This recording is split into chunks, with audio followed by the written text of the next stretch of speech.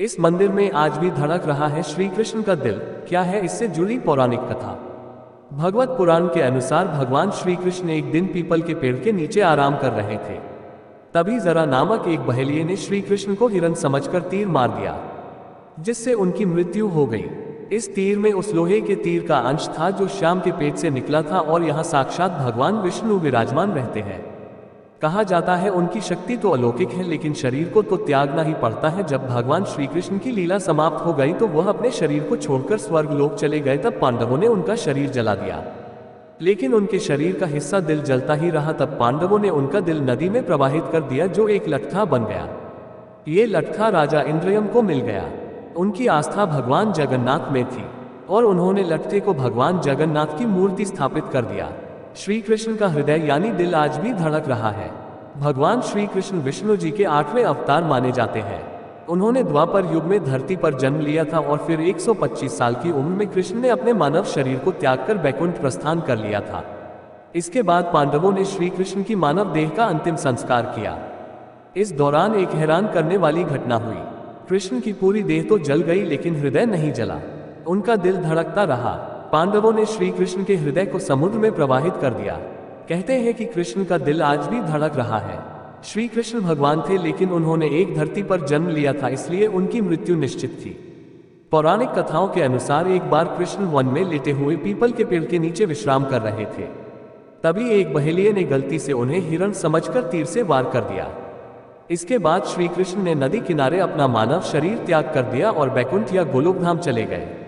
मृत्यु के बाद श्री कृष्ण के शरीर का क्या हुआ? पांडवों को जब ये खबर मिली तो वे द्वारिका पहुंचे। कृष्ण ने सोमनाथ वर्तमान गुजरात के पास अपनी देह त्यागी थी। पांडवों ने श्री कृष्ण के शरीर का रीति रिवाज से अंतिम संस्कार किया। तभी पांडवों ने देखा कि श्री कृष्ण का पूरा शरीर तो जल गया है, लेकिन उनका दिल अब भी धड़क रहा है। उसमें से अग्नि निकल रही थी। इसे देखकर पांडव चकित हो गए। तभी आकाशवाणी हुई कि यह ब्रह्मा का हृदय है, इसका नाश कभी नहीं हो सकता, यह ऐसे ही धड़कता रहेगा।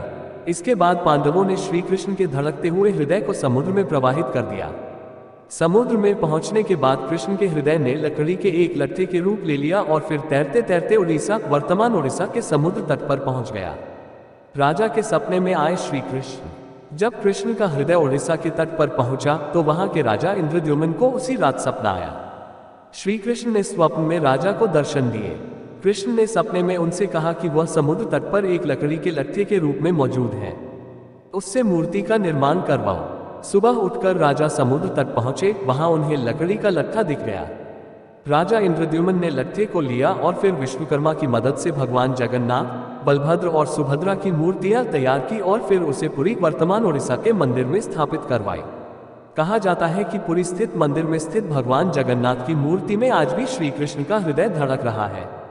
हर 12 साल में जगन्नाथ की मूर्ति का आवरण बदला जाता है। उस समय पूरे मंदिर में अंधेरा कर दिया जाता है।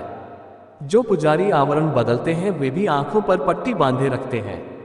कहते हैं कि उस मूर्ति में कृष्ण का हृदय धड़क रहा है। उसमें से निकल रहे तेज को अगर कोई देख ले तो उसकी तुरंत मृत्यु हो जाती है। दोस्तों, ये जानकारी आपको कैसी लगी एक प्यारा सा कमेंट करके जरूर बताइएगा, और अगर आपने हमारे चैनल को सब्सक्राइब नहीं किया है तो प्लीज़ यार सब्सक्राइब जरूर कर लीजिएगा। वीडियो पसंद आई हो तो एक लाइक और शेयर जरूर करिएगा। हमारी वीडियो पूरी देखने के लिए दिल से धन्यवाद। आपका क्या है?